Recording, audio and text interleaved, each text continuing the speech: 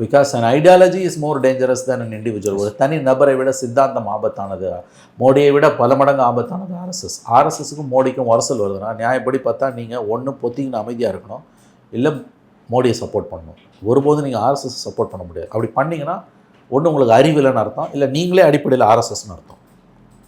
இங்கே ஆர்எஸ்எஸ்காரர்களாக இருக்கக்கூடியவங்க மோடிக்கு எதிராக பேசுகிறத சில பேர் பேட்டியெல்லாம் எடுத்து போடுறாங்க. புரிதலில் வர கோளாறு இது. புத்தி இருந்தாலும் நீ இதை செய்ய மாட்டேன்.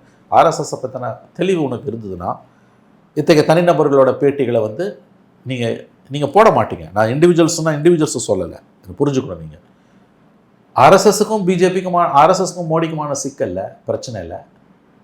நீங்கள் யாரை சப்போர்ட் பண்ணுவீங்க? மோடி தான் சப்போர்ட் பண்ணணும். ஒன்று நீ அமைதியாக ஒதுங்கி இருக்கணும், இல்லை சப்போர்ட் பண்ணணும்னா மோடி தான் சப்போர்ட் பண்ணணும். ஆர்எஸ்எஸ் எப்படி சப்போர்ட் பண்ணணும்? ஆர்எஸ்எஸ்க்கும் மோடிக்கும் வந்திருப்பது மோதல் அல்ல, அது ஒரு சினுங்கல் அதிகபட்சம்.